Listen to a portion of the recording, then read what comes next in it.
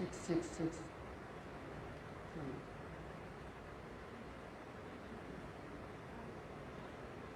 قرآن پاک کا صفحہ نمبر 25، سورت کا نام البقرہ، آیت نمبر 177۔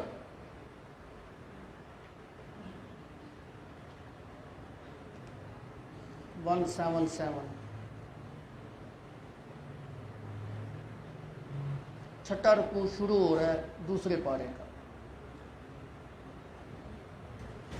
اعوذ باللہ من الشیطان الرجیم، بسم اللہ الرحمن الرحیم۔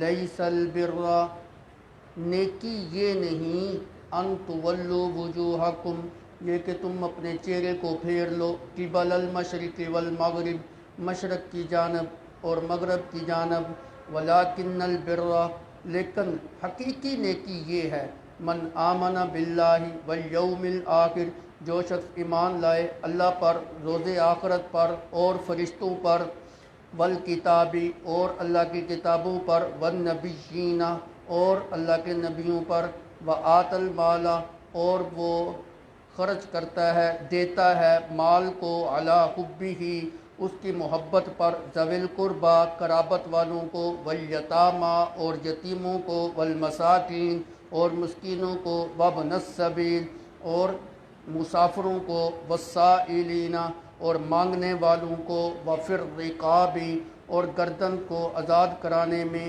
واقام الصلاۃ اور نماز کو قائم کرتا ہے، وآت الزکوٰۃ اور زکوٰۃ کو ادا کرتا ہے، والموفون بعہدہم اذا عاہدوا اور جو وعدہ کیا اور جو وہ ان کے ساتھ وعدہ کرتا ہے اس وعدے کو پورا کرتا ہے، والصابرین فی البأساء والضراء اور تنگی میں اور تنگ دستی میں صبر کرنے والا ہے، وحین البأس اور جس وقت جنگ کا وقت ہوتا ہے اس وقت بھی صبر کرنے والا ہے۔ یہ سارے کام جو ہے نا وہ نیکی کے کام ہیں۔ اولئک الذین صدقوا، یہی ہیں وہ لوگ جو سچے لوگ ہیں، واولئک ھم المتقون اور یہی ہیں وہ لوگ جو تقوی اختیار کرنے والے لوگ ہیں۔ صدق اللہ العظیم۔ آج کا سبق، آج کا درس معمول سے کچھ ہٹ کے درس ہے، جو تسلسل کے ساتھ ہمارا سبق چل رہا ہے، آج کے درس میں وہ سبق نہیں ہے جی، اس سے ہٹ کے جو ہے نا میں درس دے رہا ہوں۔ انشاءاللہ العزیز آئندہ اتوار جو درس ہوگا وہ معمول کے مطابق جو ہے نا وہ ہوگا۔ اللہ تعالیٰ نے انسان کو پیدا کیا ہے، انسان مخلوق ہے اور اللہ کی ذات خالق ہے۔ بحیثیت خالق ہونے کے انسان کے اوپر اپنے رب کی کچھ ذمہ داریاں ہیں، کچھ حقوق ہیں جن کو پورا کرنا انسان کے اوپر لازم ہے۔ مثلا اللہ کی عبادت کرنا ہر انسان کے اوپر، بالخصوص ایمان والوں کے اوپر لازم ہے کہ وہ اپنے رب کی عبادت کریں۔ اللہ کی ذات کو وحدہ لا شریک سمجھنا، اس کی ذات اور صفات میں نبیوں کو، ولیوں کو، کسی بھی مخلوق کو شریک نہ کرنا، یہ انسان کے اوپر اللہ کا حق ہے۔ اپنے رب کی شکر گزاری کرنا، شکر گزار بندہ بننا، اس نے ہمارے اوپر بڑی نعمتیں کی ہیں، بڑے احسان کیے ہیں، بڑے انعامات سے ہم کو نوازا ہے، تو ہر انسان کے اوپر لازم ہے کہ وہ اپنے رب کا شکر گزار بندہ جو ہے نا وہ بنے، نہ شکری نہ کرے۔ اسی طرح ہمارے اوپر یہ ذمہ داری ہے کہ ہم اپنے رب کی فرما برداری کریں، اس کی نافرمانی نہ کریں، اس کے حکموں کو پورا کریں، اس کی حکم عدولی جو ہے نا وہ نہ کریں۔ یہ تمام کے تمام اللہ رب العزت کے حقوق ہیں جو انسان کے اوپر لازم ہیں، جس کو پورا کرنا انسان کی جو ہے نا وہ ذمہ داری ہے۔ لیکن انسان کی جو زندگی ہے نا وہ انفرادی نہیں ہے بلکہ اجتماعی ہے اور معاشرتی زندگی ہے۔ انسان تنہا نہیں رہ سکتا، اکیلے زندگی نہیں بسر کر سکتا۔ اس کی زندگی جو ہے نا معاشرے کے اندر دیگر افراد کے ساتھ وابستہ ہیں، تعلقات ہیں۔ ایک تعلق اس کا اپنے والدین کے ساتھ ہے، تو یوں اس نے اپنے والدین کے جو حقوق اس کے ساتھ متعلق ہیں ان کو بھی پورا کرنا ہے۔ ایک اس کا تعلق اپنی اولاد کے ساتھ ہے، تو اولاد کے بھی کچھ حقوق ہیں وہ بھی اس نے جو ہے نا وہ پورے کرنے ہیں۔ ایک اس کا تعلق اپنے ماں باپ کے ساتھ ہے، ان حقوق کو بھی اس نے پورا کرنا ہے۔ ایک اس کا تعلق بہن بھائیوں کے ساتھ ہے، ان حقوق کو بھی اس نے پورا کرنا ہے۔ ایک اس کا تعلق اپنے دوستوں احباب کے ساتھ ہے، ان کے بھی کچھ حقوق شریعت نے جو ہے نا وہ بیان کیے ہوں، اس کو بھی اس نے جو ہے نا وہ پورا کرنا ہے۔ ایک اس کا تعلق اپنی بیوی کے ساتھ ہے، بچوں کے ساتھ ہے، اس کو بھی پورا کرنا ہے، ان حقوق کو بھی پورا کرنا ہے۔ ایک اس کا تعلق اور معاملہ اپنے پڑوسیوں کے ساتھ ہے، تو ان کے حقوق بھی شریعت نے اس کے اوپر کچھ نہ کچھ لاگو کیے ہیں، ان کو بھی جو ہے نا وہ پورا کرنا ہے۔ قصہ مختصر، معاشرے کے جتنے بھی افراد ہیں ان کے کچھ نہ کچھ حقوق ہیں، حتیٰ کہ پیارے پیغمبر صلی اللہ علیہ وسلم نے فرمایا کہ انسان کے اوپر اس کی اپنی جان کے بھی کچھ حقوق ہیں۔ آپ سارا دن محنت کرتے رہیں، مشقت کرتے رہیں، اپنی جان کو تکلیف میں ڈالتے رہیں، کمائی کرتے رہیں، اپنا احساس ہی نہیں ہے، بیوی بچوں کے لیے محنت کر رہے ہیں، پیسہ کما رہے ہیں جی، اپنی جان کو تکلیف کے اندر ڈالا ہوا ہے جی، اپنے جسم کو ریسٹ کوئی نہیں ہے جی، آرام کوئی نہیں ہے جی، کوئی اس کا خیال نہیں ہے کہ میں نے نہانا ہے، میں نے کپڑے تبدیل کرنے ہیں، میں نے کھانا کھانا ہے، اس چیز کی طرف توجہ ہی نہیں ہے نا۔ یہ انسان اپنی جان کے ساتھ جو ہے نا ظلم اور زیادتی کر رہا ہے۔ جس طرح بیوی کے حقوق ہیں، والدین کے حقوق ہیں، اولاد کے حقوق ہیں، پڑوسیوں کے حقوق ہیں، قرابت والوں کے حقوق ہیں، رشتہ داروں کے حقوق ہیں، اسی طرح ہر انسان کے اوپر اس کی اپنی جان کے بھی کچھ نہ کچھ حقوق ہیں۔ اپنی جان کو آرام دیا کریں، اپنی جان کو ریسٹ دیا کریں، کچھ وقت سونے کے لیے بھی نکالا کریں، وقت عبادت کے لیے بھی نکالا کریں، اپنی حالت کو بھی سنوارا کریں، اپنے آپ کو صاف ستھرا رکھا کریں، لباس کا خیال کیا کریں، خوراک کا جو ہے نا وہ خیال کیا کریں، اپنی صحت کا خیال کیا کریں۔ شریعت نے آپ کی جان کے اوپر بھی کچھ نہ کچھ حقوق لگائے ہیں کہ آپ نے اپنی جان کے بھی، اس جسم کا بھی کچھ آپ کے اوپر حق ہے۔ شریعت یہ بھی نہیں کہتی کہ آپ سارا وقت قرآن کی تلاوت کرتے رہیں، شریعت یہ بھی نہیں کہتی کہ آپ سارا وقت نماز کے اندر گزار دیں، نہ، جس کا جو حق ہے وہ حق پورا کرے۔ جو ٹائم بیوی کو دینے کا ہے اس کو دیں، جو ٹائم والدین کو دینے کا ہے اس کو دیں، جو ٹائم بچوں کی تربیت کرنے کا ان کو دیں، جو پڑوس کے حقوق ہیں ان کو بھی پورا کریں، جو آپ کی اپنی جان کا حق ہے اس کو بھی پورا کریں۔ قصہ مختصر، حقوق دو طرح کے ہیں، ایک کا تعلق اللہ رب العزت کے ساتھ ہے، ایک کا تعلق لوگوں کے ساتھ۔ حتیٰ کہ شریعت نے جانوروں کے بھی حقوق بیان کیے، میرے نبی صلی اللہ علیہ وسلم نے جانوروں کے بھی حقوق بیان کیے۔ ہم اپنے گھروں میں جانور تو پالتے ہیں نا، پالنے کے لیے رکھا ہوا ہے، دودھ پینے کے لیے رکھا ہوا ہے، گوشت کھانے کے لیے رکھا ہوا ہے، اس کے اوپر سواری کرنے کے لیے رکھا ہوا ہے، اس کے اوپر بوجھ لادنے کے لیے رکھا ہوا ہے۔ میرے نبی نے فرمایا کہ جانور کے منہ کے اوپر تھپڑ بھی نہ مارو۔ کتنا وہ رحمتوں والا پیغمبر ہے جس نے جانوروں کے حقوق بھی جو ہے نا وہ بیان کی۔ جانور کے اوپر ظلم نہ کرو، اس کے اوپر اس کی طاقت سے بڑھ کے بوجھ نہ لا دو، اس کو کام تو بے تحاشا اس سے لیتے رہو، لیکن جو ہے نا اس کو کھانا کھانے کے لیے نہ دو۔ یہ اس کے ساتھ ظلم ہے، یہ اس کے ساتھ زیادتی ہے۔ حتیٰ کہ اللہ کے پیغمبر نے قربانی کے جانور کے بھی کچھ حقوق بیان کیے۔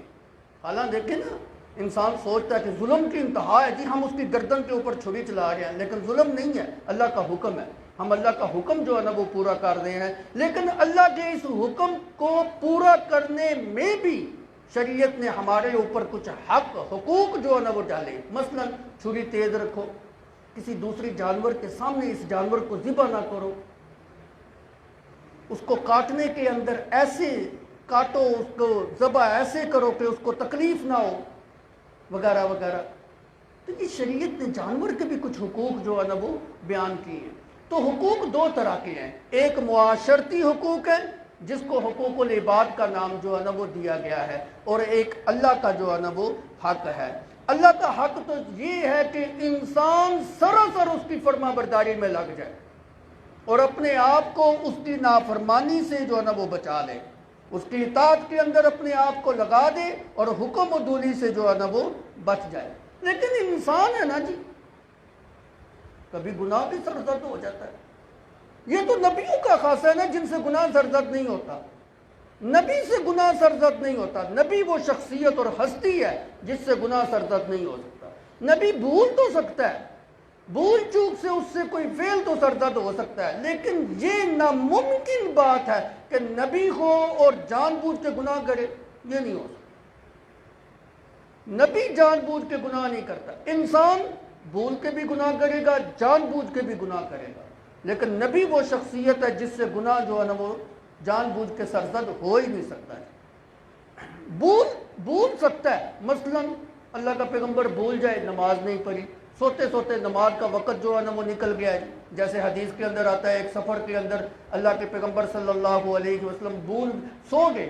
حضرت بلال کو جو ہے نا وہ کہا کہ تو نے ہمیں فجر کی نماز کے لیے جگانا ہے. ان کو جگانا یاد نہ رہا, نیند طاری ہو گئی جنا ان کے اوپر. سورج بھی طلوع ہو گیا, فجر کی نماز تمام صحابہ کی اور نبی صلی اللہ علیہ وسلم کی بھی قضا ہو گئی.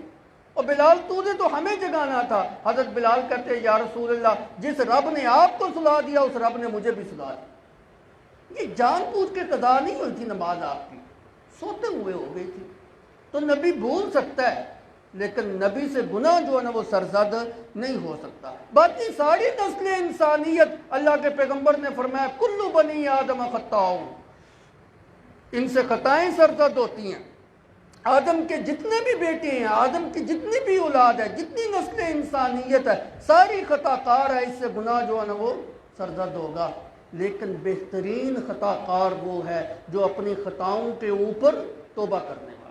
وَخَيْرُ الْخَطَّائِينَ التَّوَّابُونَ. یہ بندہ اللہ کو جو ہے نا بڑا پسند ہے, جو اپنے گناہوں کے اوپر نادم ہوتا ہے, شرمندہ ہوتا ہے. اور یاد رکھیے, اللہ کو وہ انسان بڑا پسند ہے جو انسان گناہ کر کے اپنے رب کے سامنے شرمندہ اور نادم ہو.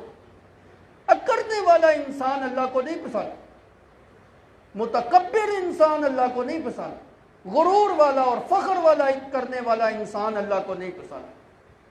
گناہ کا ہو جانا کوئی بڑی بات نہیں, انسان ہے, خطا کا پتلا ہے.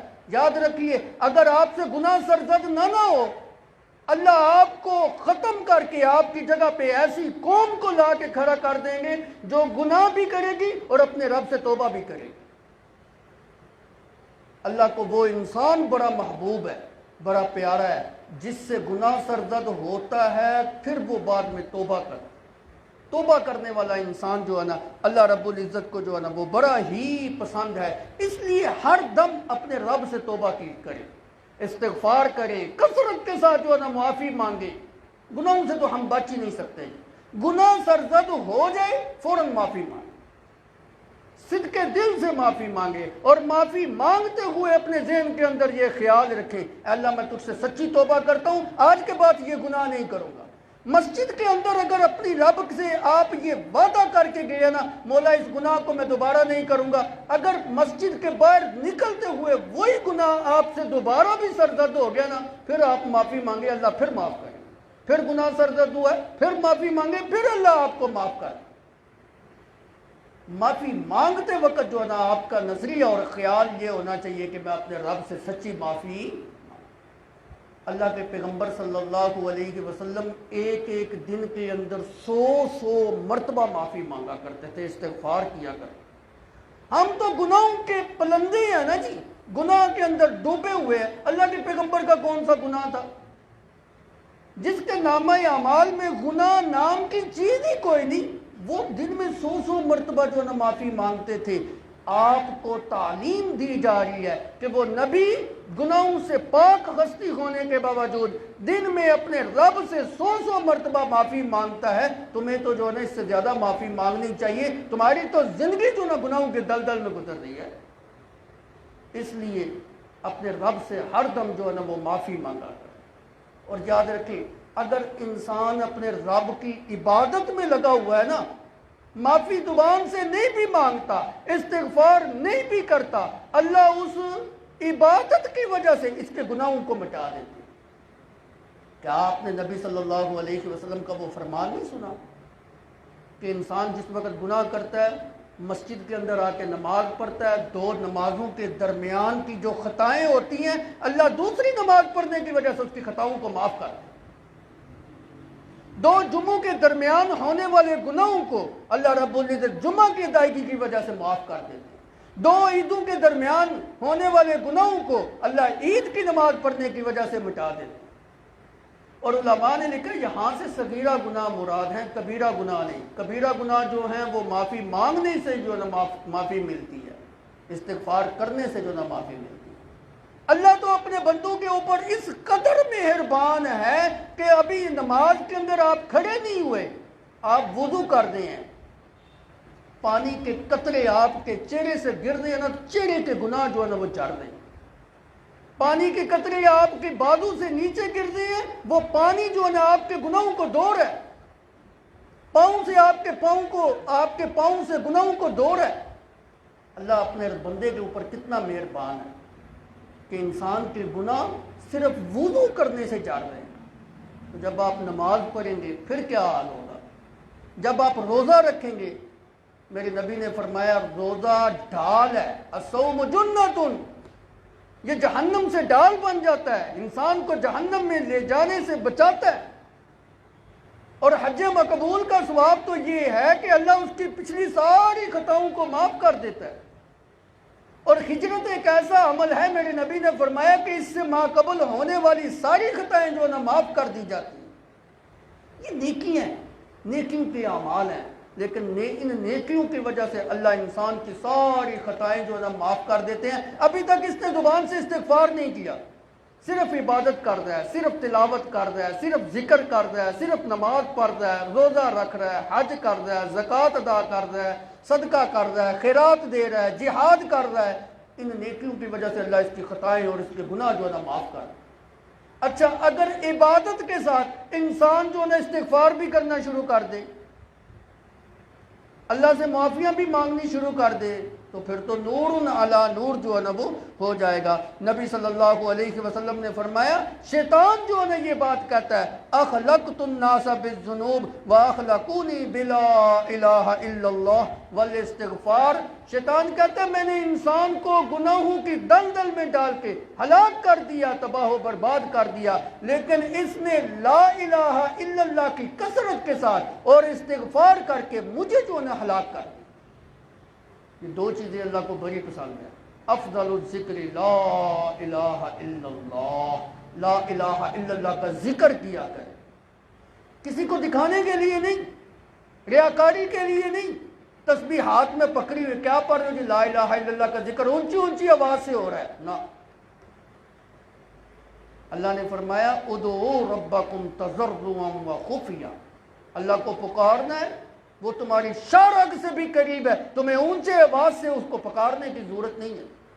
بتیاں بند کر کے، کمرے بند کر کے، دروازے بند کر کے، سروں کے اوپر چادریں ڈال کے، یہ ڈرامہ رچا کر اونچی آواز سے پیر صاحب ذکر کر رہے ہیں، اس کی کوئی ضرورت نہیں۔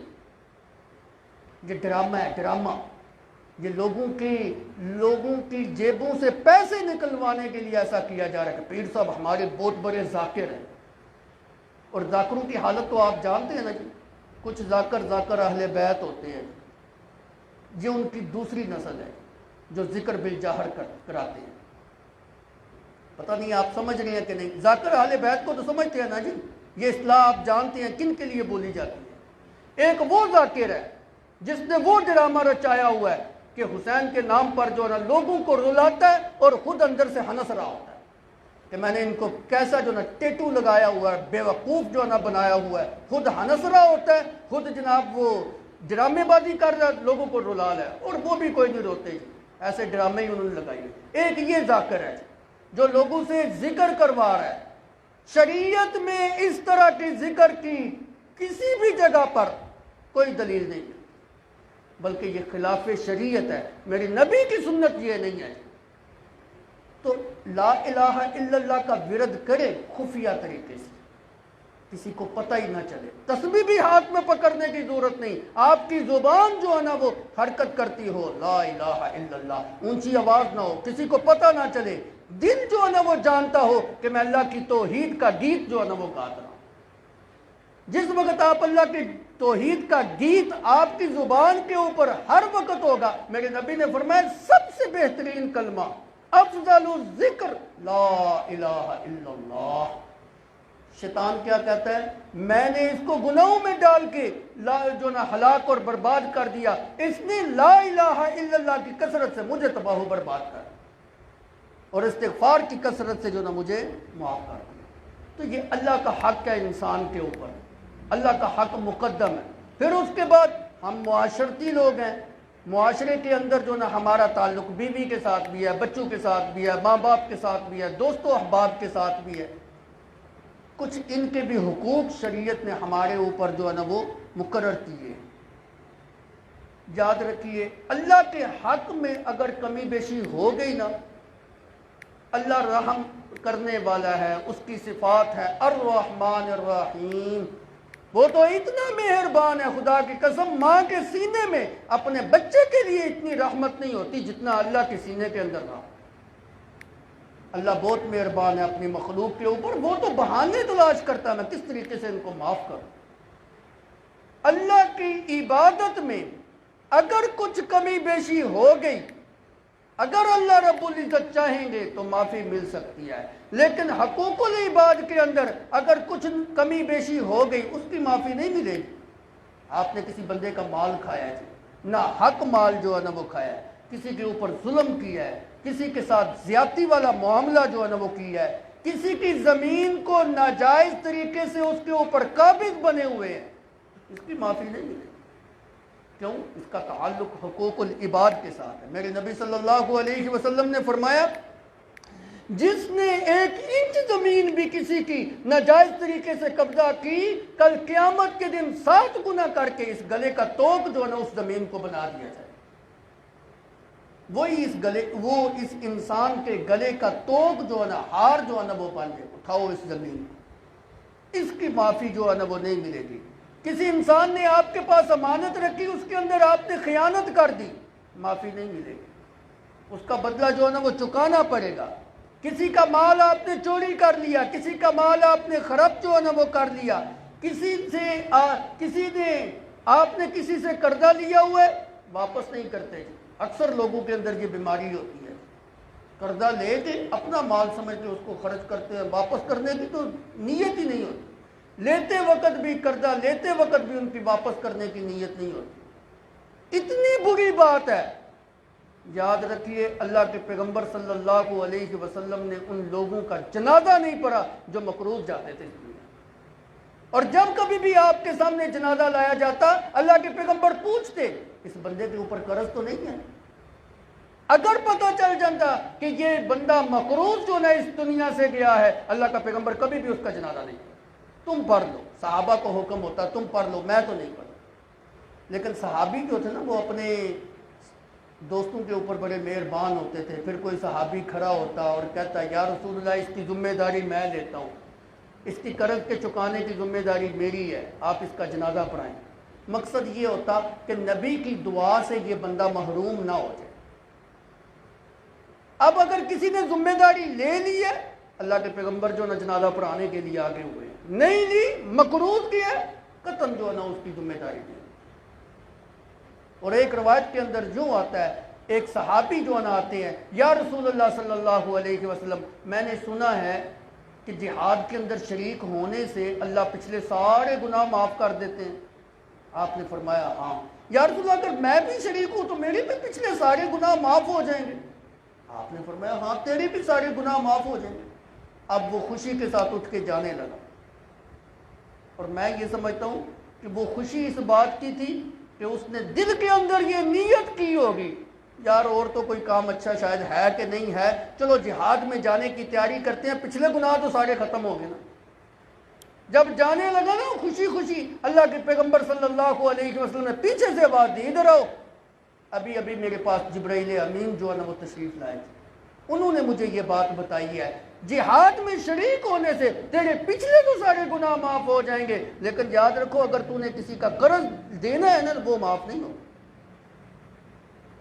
اس بات کا لحاظ رکھا کرے، جو آپ نے کسی کا حق مارا ہوا ہے نا وہ آپ کو دینا پڑے گا، ادھر نہیں دیں گے آگے جا کے۔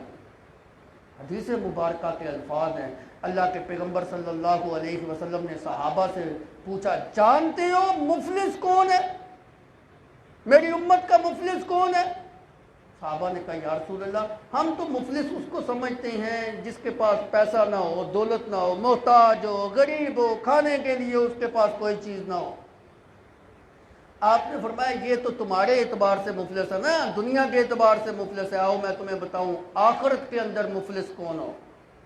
میرے نبی نے فرمایا ایک وہ بندہ قیامت کے دن آئے گا جس کی زندگی کے اندر نمازوں کی ڈھیر لگے ہوئے ہوں گے، نیکیاں، نمازوں کی نیکیاں، صدقہ خیرات زکوٰۃ اس نے دیا ہوگا، فطرانہ دے ہوگا، اس کی نیکیوں کے پہاڑ الگ لگے ہوں گے، حج کیا ہوگا اس کی نیکی کا پہاڑ الگ جو ہے نا اس کو، روزے رکھے ہوں گے اس نیکیوں کے پہاڑ الگ جو ہے نا وہ لگے ہوں گے۔ جب اللہ کے دربار کے اندر حاضر ہوگا نا بڑا خوش ہوگا اپنی نیکیوں کو دیکھ کر، اتنی زیادہ نیکی ہیں، اب تو نجات پکی ہے، خوش ہو جائے گا۔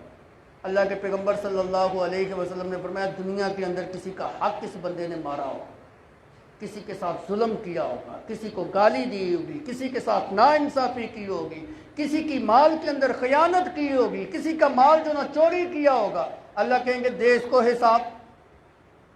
اب حساب کہاں سے دے؟ وہاں تو دولت ہونی نہیں کہ ان کو ان کی دولت دے دے، وہاں تو دولت کام نہیں آنی جی۔ اب کیسے حساب دے گا؟ وہ جو نماز والی نیکیاں تھی نا، جس کا مال جو ہے نا وہ ہتھیایا ہوگا، وہ نماز والی نیکیاں اس کے پلڑے میں چلی جائیں۔ وہ جو زکوٰۃ والی نیکیاں تھی نا، جس کی زمین کے اوپر ناجائز قبضہ کیا ہوگا نا، زکوٰۃ والی نیکیاں وہ لے جائے۔ وہ جو روزے والی نیکیاں تھی نا، جس کے مال میں خیانت کی ہوگی وہ لے جائے۔ ایک ایک کر کے وہ ساری نیکیاں جو نا دوسرے لے جائیں گے، نیکیوں کے پہاڑ ختم ہو جائیں گے۔ ابھی جو ہے نا حساب کتاب لینے والے لوگ ابھی کھڑے ہیں، جن کا مال اس نے دنیا کے اندر جن کے ساتھ ظلم اور زیادتی کی تھی وہ ابھی کھڑے ہیں۔ اللہ کہیں گے دے حساب، کیسے دے؟ پاس تو کچھ ہے نہیں جی۔ اب کیا ہوگا؟ ان لوگوں کے جو گناہ ہوں گے نا وہ اس کے پلڑے میں ڈالیں گے۔ یہ وہ بندہ جو نماز والی نیکیوں کو دیکھ کے خوش ہو رہا تھا، روزے والی نیکیوں کو دیکھ کے خوش ہو رہا تھا، صدقہ خیرات والی نیکیوں کے پہاڑ کو دیکھ کے خوش ہو رہا تھا، اللہ کے پیغمبر نے فرمایا اب ان کے گناہ اس کے پلڑے میں، نیکیاں ختم، الٹے گناہ جو ہے نا اس کو بھگتنے پڑ گئے۔ یہ ہے حقیقی مفلس انسان، جس کے پاس نماز والی نیکیاں، روزے والی نیکیاں، زکوٰۃ والی نیکیاں، خیرات والی نیکیاں ہونے کے باوجود پھر بھی محتاج کا محتاج ہی رہا، نجات نہیں ہوگی۔ اب بھی کچھ لوگ جو نا اس سے جو نا وہ حساب لینے کے لیے کھڑے ہوں گے، اللہ اس کو جہنم کے اندر جو ہے نا وہ گرا دیں گے۔ کتنے بڑے بڑے پہاڑ تھے پھر بھی جو نا وہ جہنم کے اندر جو ہے نا وہ جا رہا ہے۔ یہ ہے حقیقی مفلس انسان، یہ ہے محتاج، میری امت کا محتاج انسان یہ ہے۔ اچھا یہ کیوں ایسا معاملہ ہوا؟ اس کا مطلب یہ ہوا کہ دنیا کے اندر کسی دوسرے انسان کا اس نے حق مارا ہے، ظلم کیا ہے، زیادتی کی ہے، ناانصافی کی ہے، اس کا ناجائز طریقے سے مال ہتھیایا ہے، اس کی زمین کے اوپر ناجائز طریقے سے قبضہ کیا ہے۔ جس وقت آپ کسی دوسرے اپنے بھائی کا حق ماریں گے نا، حالانکہ اللہ کا حکم ہے لا تاکلوا اموالکم بینکم بالباطل، نہ حق طریقے سے دوسروں کا مال نہ کھاؤ۔ اب جب نہ حق طریقے سے آپ کسی دوسرے کا مال کھائیں گے نا تو پھر آپ کی وہ نمازیں، آپ کے روزے، آپ کے صدقے، آپ کے خیراتیں جن کا تعلق عبادت کے ساتھ تھا، جن کا تعلق حقوق اللہ کے ساتھ تھا، وہ بھی آپ کو بچا نہیں سکتے۔ تو حقوق اللہ کے اندر اگر کمی بیشی ہو جائے نا تو معافی مل سکتی ہے، لیکن حقوق العباد کے اندر اگر کمی بیشی ہو گئی تو اس کے اندر جو ہے نا بالکل کوئی جو ہے نا معافی والا معاملہ جو ہے نا وہ نہیں ہوگا۔ اس لیے بہت زیادہ احتیاط کیجئے، کسی کا مال جو ہے نا وہ حق طریقے سے نہ کھائیں، وگرنہ حساب دینا پڑے گا، وگرنہ اپنی نیکیاں اس کے پلڑے میں ڈالنا پڑیں گی، وگرنہ اس کے گناہ اپنے پلڑے کے اندر جو ہے نا وہ لینا جو ہے نا وہ پڑیں گے۔ اپنے معاملات کو درست رکھیے، یہ نہ سمجھیے آپ نمازیں پڑھتے ہیں تو آپ کامیاب ہو جائیں گے۔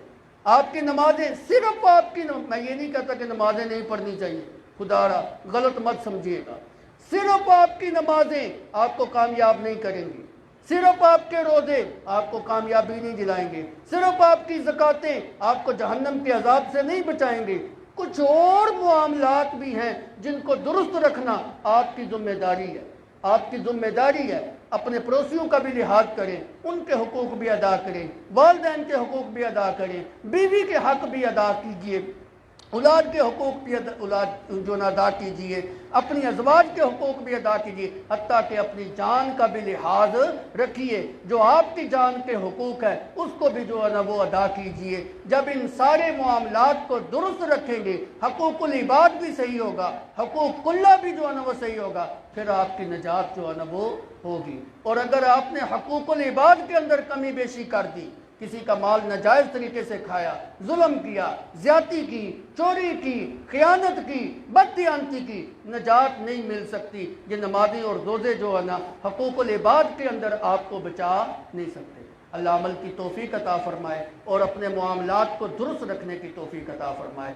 وآخر دعوانا الحمدللہ رب العالمین۔